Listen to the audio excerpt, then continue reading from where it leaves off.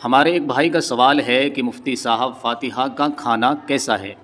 یہ سوال بڑا اہم بھی ہے اور بڑا مختلف بھی ہے۔ میں بات کو آسان کر کے آپ کو سمجھاؤں گا تاکہ سمجھ میں آ جائے آپ کے کہ آپ کو کھانا کھانا چاہیے یا نہیں کھانا چاہیے۔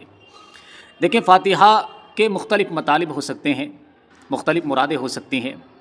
اگر آپ فاتحہ سے مراد یہ لے رہے ہیں کہ مختلف قسم کے کھانے تیار کیے، دسترخوان سجایا اور آپ نے ان پر جو ہے قرآن کریم کی مخصوص صورتیں، مخصوص آیتیں پڑھنی بطور برکت کے، تو اپنے آپ میں یہ عمل چونکہ صحابہ کرام کے دور سے ثابت نہیں ہے، اللہ کے نبی سے ثابت نہیں ہے، تو اس لیے اس عمل سے بچنا چاہیے۔ لیکن ایسا ہرگز بھی نہیں ہے کہ اس عمل کی وجہ سے، قرآن کریم پڑھنے کی وجہ سے وہ کھانا جو ہے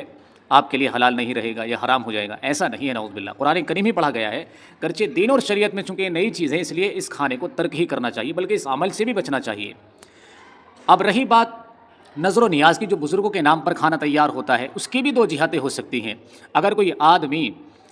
فلاں بزرگ، فلاں اللہ والے، فلاں پیر کے نام پر جو ہے کھانے تیار کروا رہا ہے، تو اگر اس کی مراد اس سے یہ ہے کہ وہ ان کا تقرب حاصل کرنا چاہتا ہے، ان کی خوشنودی چاہتا ہے، یا ان سے کوئی منت یا کوئی مراد پوری کروانا چاہتا ہے، جیسے کہ کچھ لوگوں کا ایسا خیال ہوتا ہے کہ میں فلاں بزرگ کے نام پر دیگ بنوا رہا ہوں تاکہ میرا فلانا کام ہو جائے، یا فلاں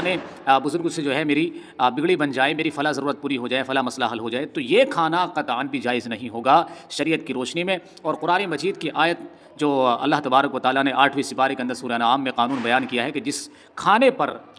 غیر اللہ کا نام لیا جائے، غیر اللہ کے نام پر نظر و نیاز ہو، وہ کھانا جائز نہیں ہے، تو یہ کھانا بھی جائز نہیں ہوگا۔ ہاں، اگر آپ نے کھانا تیار کروایا ہے، دیگ بنوائی ہے، اس نیت سے کہ فلاں بزرگ کو ثواب پہنچانا مقصود ہے،